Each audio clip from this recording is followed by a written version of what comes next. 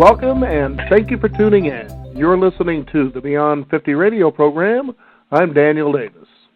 As many of us try to find ways to get to our top condition to be able to live the kind of life of our dreams, apparently we like to go out and find coaches and gurus that will help lead us the way.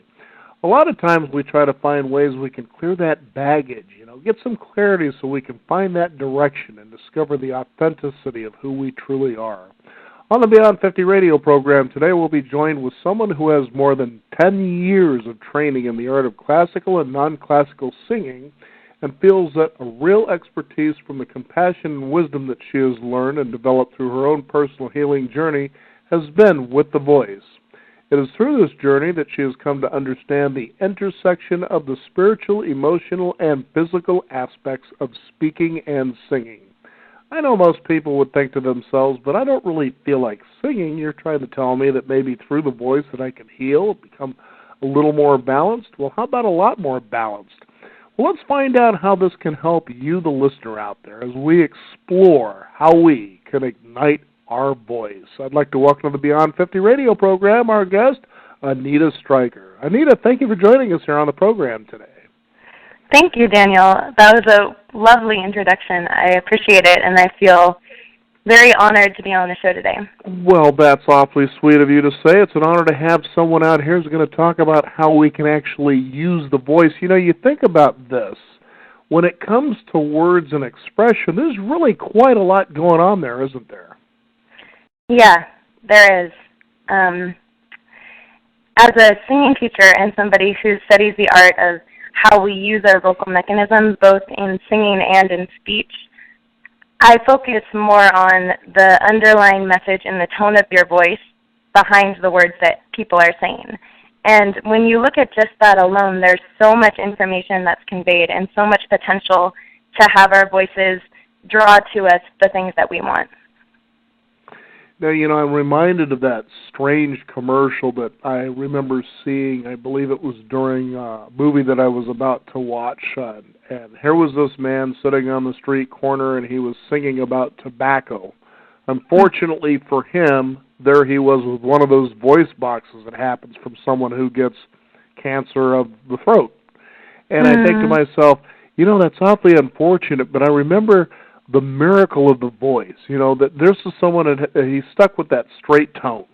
But the fact that we got such dynamic range, and you think to yourself that healing and being able to find your power and your strength through your voice is quite an amazing feat once you can learn to harness that. Tell us how this all started for you.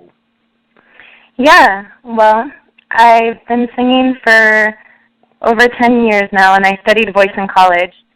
And then I went on to become fascinated by the voice and vocal pedagogy as a teacher. I experienced probably my deepest learning, though, when I ended up having challenges with my voice. I was a teacher for a period of time, and I was experiencing just body fatigue, getting sick about every other month, and every time I would get sick, I would actually lose my voice completely. Wow. To the point where I couldn't even talk. And it was funny, I lived in a home where I had lots of housemates, and I was just, they just knew that sometimes I was the mute Anita walking around. So I really learned how to cope with that emotionally, and also I became obsessed with, well, why is this happening, and how can I heal? And when I took steps towards healing, I found an Alexander technique teacher in San Francisco named Sally Monroe, who's amazing. And the first thing she said was that the problems I was having with my voice, they weren't about singing, they were about speaking. So that's when I really began this practice of changing the patterns with which I spoke.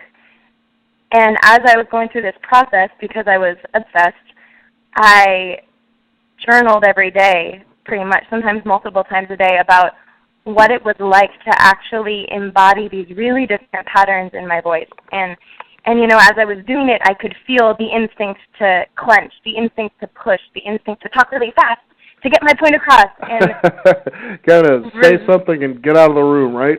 Right, yeah. Run for cover, a book is coming in my direction. And even the instinct to, like, jump right into a conversation without breathing.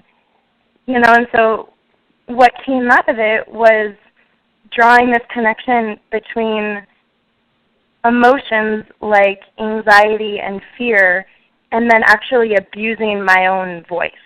Mm-hmm. And then on the flip side of that, how when I surrendered to talking with breath and resonance in my voice, it wasn't like everyone had to listen to me and they didn't enjoy it and it was like this terrible thing. It was like I actually was able to learn through my voice how to calm the people around me, which is amazingly helpful when you're a teacher. So it actually became this gift. So it sounds to me like as you were beginning to do this, that you were beginning to experience things like recurring laryngitis as well as shame and fear that kind of held you back. Is that kind of what you're talking about here? Yeah, exactly. Okay. Yeah, and one of the things that I noticed was that shame and fear, it actually manifests in very specific places in the body as physical tension and it can be tension in, you know, the throat, the jaw, or it can be in the breathing muscles that allow you to fuel your sounds with breath. And that's actually more common. So what is the experience for you as you have someone come for the first time and they say, you know, this is something I'm interested in pursuing for whatever reason? It doesn't have to be like the people who show up on that program, The Voice, for instance, but, you know, they're showing up thinking, you know, this is something I want to pursue.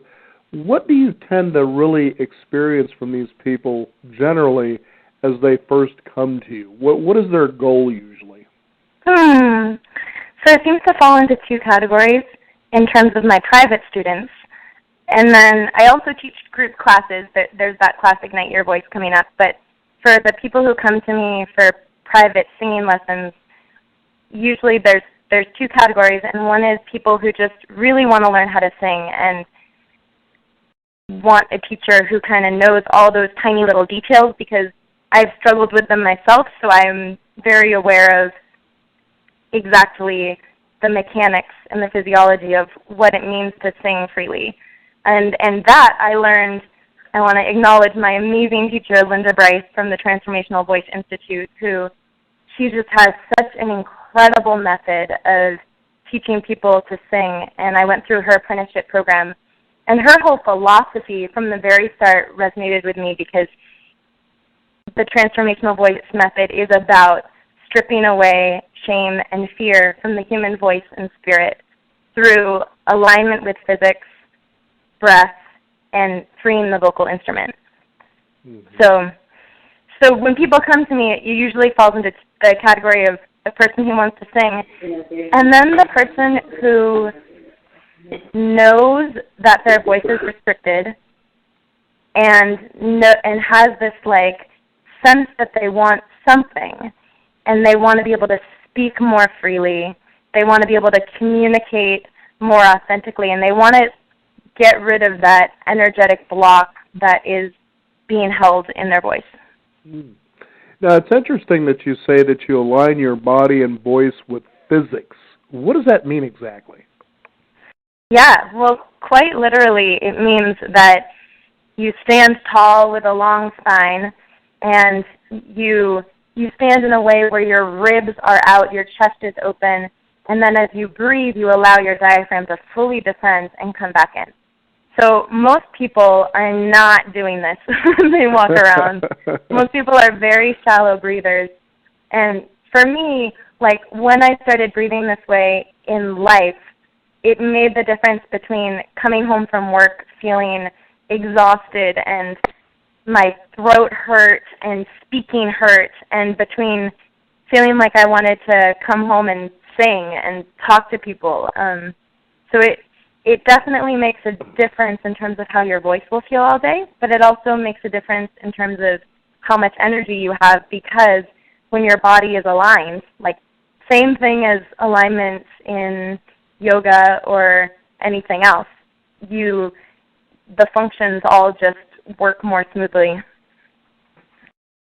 You know, it's really fascinating to, take a look at this from the perspective of that people really have a lot of healing that occurs. And it's something I suppose a person wouldn't expect when they think they're going in for vocal lessons. We're just kind of making this a general thing here. And I remember that some time ago, as I was interviewing with actress Dee Wallace, most people might remember her as the mother from the movie E.T., and she was really, it was a fascinating book she had produced called, I think it was The Light or something like that. I really don't remember offhand, but as I'm reading through this, she was talking about what was known as, he was known as a Zen acting coach. I mean, this was a guy that used tremendous instinct when you came to him, and he no longer coaches. But as I was reading that and reading through the stories that she was sharing in the book, I thought, what an outstanding form of therapy for healing. I mean, think about that. You go and you take acting classes and you want to act. There's no way that you can hide anything in there if you really want to break through and be that actor that you want to be. And there was a particular story she described where a gentleman was actually in one of the classes, and they were acting out a particular scene which seemed to be romantic between him and another woman. And I can't remember exactly, how the story went. I just remember that there was a point where this Zen coach says, hey, what was that? Because there was a moment of restraint on this person in a particular scene and what he had to say. And he began to explore that and realize that it had something to do with a relationship between him and his mother. And it was something that he never even thought about before, and this came up. And after that, I guess he never returned to class, but it actually changed his life. And I thought, if you're going to go out there and heal, get involved in the entertainment arts, such as what you teach here, because there is no hiding. And I know that that's one of the biggest things you talk about is this is a way that you actually can break your patterns, the way that we stay, in those repetitive patterns that we tend to have where we kind of feel comfortable and hidden, yet we long to stretch out and to grab that horizon that we get so inspired by seeing others who have done the very same thing. Yeah, totally. For me, I've done some acting as well, and singing is the most vulnerable and the most transparent that I can make myself. And I think because it is directly related to breath, and any fear that you have, it can show up there.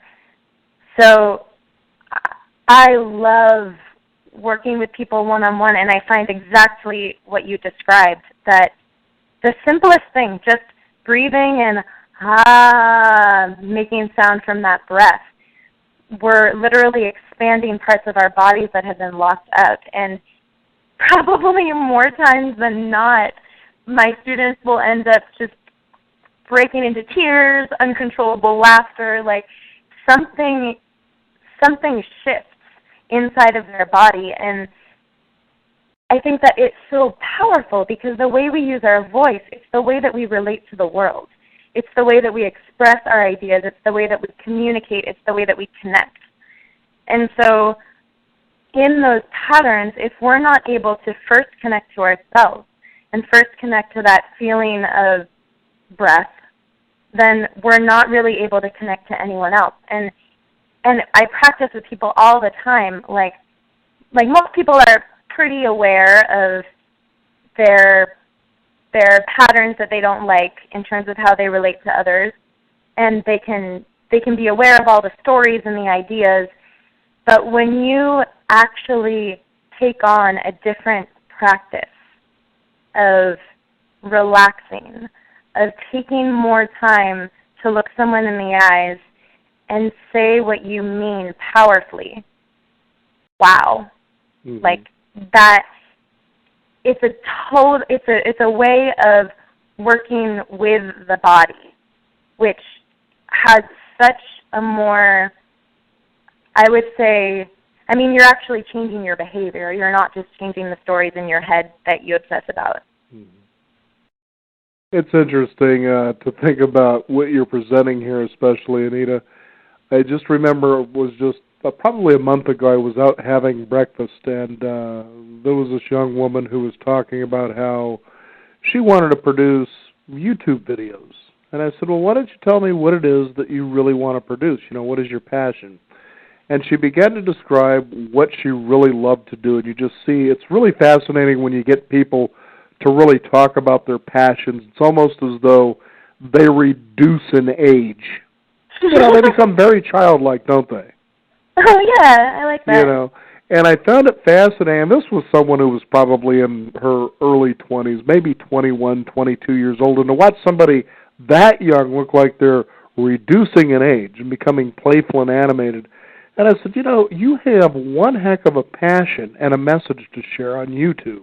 And believe me, you're going to gain an audience. And this is what came out of her mouth. And I found this really interesting because I myself, you know, felt the same way she did as I was doing radio in the beginning.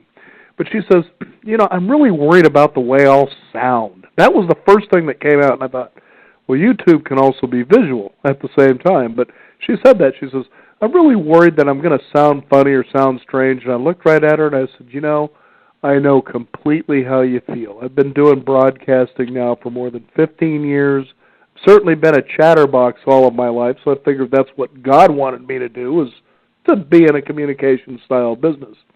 But I said, as I heard my voice on radio after the fact, you know, the recording, I would sit there and seriously, this voice in my head would say, you know, you sound kind of stupid. You sound strange. And you hear this from a lot of people when they hear the recording of their own voice, how odd that sounds, because they're used to hearing themselves. And I said, as I was describing this to her, I said, you have no idea how often, as I'm out there in public and I'm sharing what I do, they say, you have a tremendous radio voice. But yet, to me, I didn't quite feel that way. And you kind of wonder, what is it going on inside of ourselves that we feel this need to hold ourselves back? And I know women especially experience this, because think about society as a whole, especially over the centuries. Women are to play that shadow, that secondary, that support role. And what you're talking about here is, it's time for you to step up and grab that feminine energy and take lead and go the direction you want to go. Yeah, totally. There's so many things that pop out at me about what you said. Let them all go, girl. Well, one is that we never hear our voices the same way that other people hear them. And so with singing and with speaking, I mean, we hear our voices through the bone conduction that happens inside of our head, and everyone else hears it through sound waves. So when you hear your voice, it's always kind of a shock, and it's always kind of vulnerable, like, I sound like that? What? But then the other thing that comes out that came is, like, when you are passionate about something, I would say that there's this connection between the passion that you express and the technique that is the technique that I teach to people. Because when you have that, so I'm just going to briefly describe quite literally what it is that I teach. So when I teach people to speak, I don't focus on the words. The words take care of themselves, but I teach people to start with sound and resonance. So I'll just take away the words so that you know what that means. You breathe in, and then, ah, and then you just add words on top of that, but you can feel the underlying breath underneath it. And what that feels like is the emotion of what you're saying. It is the passion of what you're saying. And I would even say that if we want people to, if we want to bring feminine expression into the world, then that breath and that passion that exists underneath the detailed little words that that communicate the how and why and when and where, then we need to teach people to breathe in this way as they're speaking, so that through their words you can hear the foundation is passion and breath.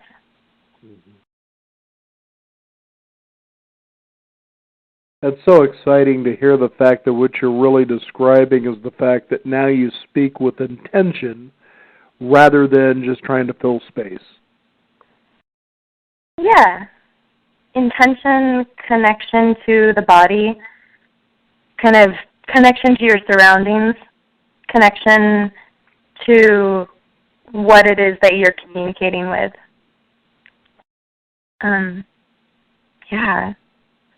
Yeah, and I want to say more about women's history and how particularly women haven't been represented as much as men throughout history and in all different kinds of arenas. And there's still kind of the remnants of that in politics and business. And so now, specifically, women stepping up and having a voice is very important, I think, in the day and age that we're in. Mm-hmm.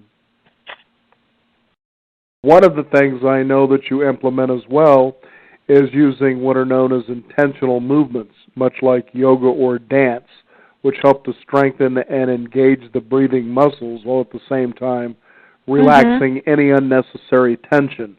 It's important to be relaxed. It's fascinating when you watch someone perform as a singer, and it seems so natural. You think to yourself, I can do that.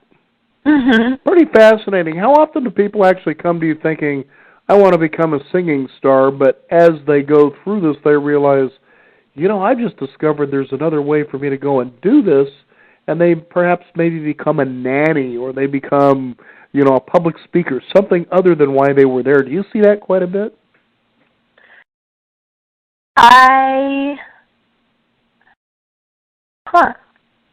Well, as soon as you started talking, almost nobody comes up to me and they're like, I can't really sing that well, but I want to be a singing star. Like, there's more people who come up to me who are like, I can't sing at all. Like, I don't even know why I'm coming here because I don't have a good voice and I can't sing. That's way more common because our culture tends to put people down and have all these expectations and pressure built on being a musician when in fact everybody who I've met who's not been wearing hearing aids their whole life and deaf or partially deaf, like, can learn how to sing well. So that was the first thing that popped into my head when you were speaking. And then in terms of, I would say that,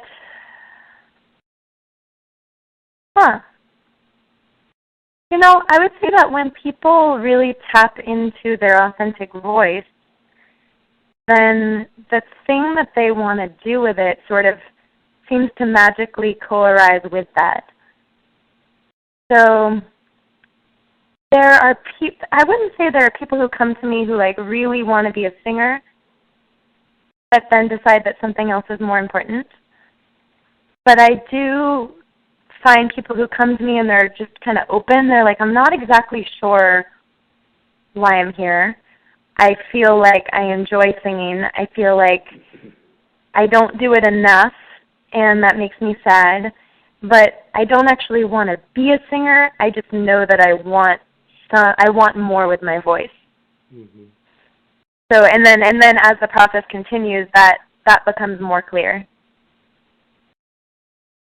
Your work must be very exciting to carry out, but I'll bet you have trouble getting to sleep each night, realizing I just want to get to the next day and get to that next breakthrough with someone that you may be working with. I do love teaching. Yeah. Now tell us about the kind of course or material that you will about Ignite Your Voice that you use to carry out a lot of the intentions that we're talking about here. Yeah. I am thrilled to be teaching Ignite Your Voice with two other amazing women, Audrey Steele and Amy Trepka. It's the first weekend-long course that's not a vocal techniques course. However, we will use vocal exercises and body movement as an avenue to free the voice. However, it's more focused on the speaking voice and giving women an opportunity to tap into this kind of work as it is personal development work and spiritual work to allow these women to communicate more authentically and express what they're passionate about. So it's a weekend workshop on April 17th through April 19th in Portland, Oregon at Soma Space called Ignite Your Voice. And we're going to create an environment where women can deeply connect to each other and do activities that evoke real emotion, and then integrate those emotions through creative expression, dance, breath, and vocal exercises. I'll bet that as people come and they begin to explore this process that you offer, this gift, that they begin to feel sensations in their bodies, that they begin realizing, I'm beginning to not only love the process that I'm experiencing here, but I really want to explore it more. In other words, they become very curious about their own nature, don't they? Yeah, totally. Tell us what that experience has been like for some of the women and men that you've worked with.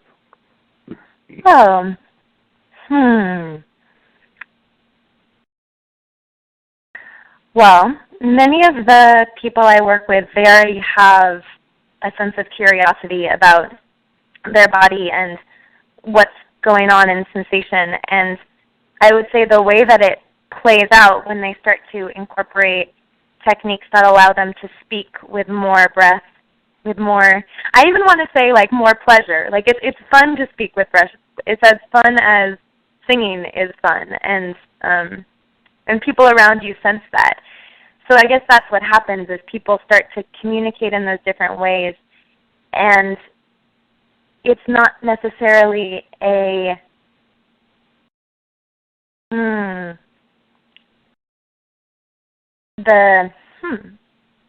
I'm not sure how to answer your question. Can you ask your question one more time? Well, I was just curious as to, the transformation that people experience, and how they begin to become more curious as they go through this process.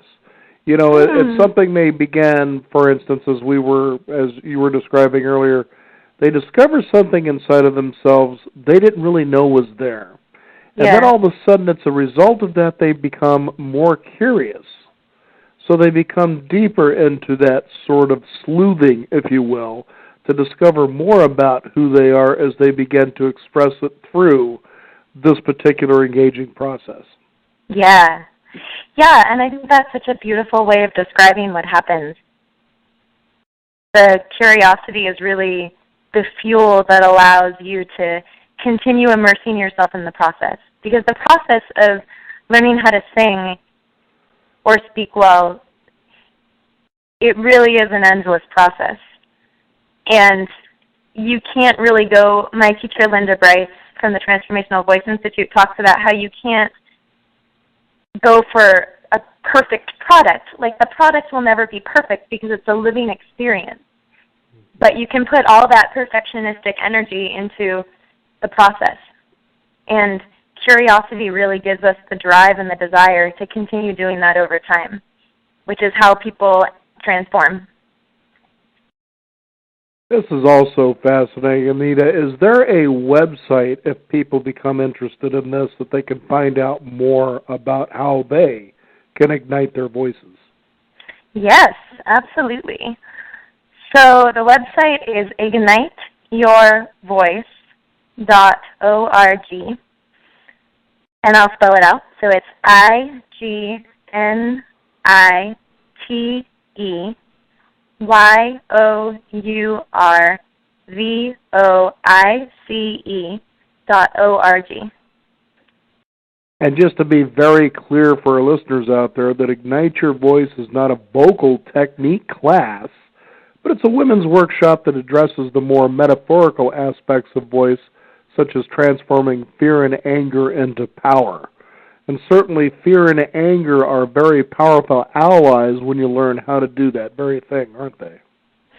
They are. Yeah, and you almost have to redefine what anger is, because we're so used to expressing it in unhealthy ways.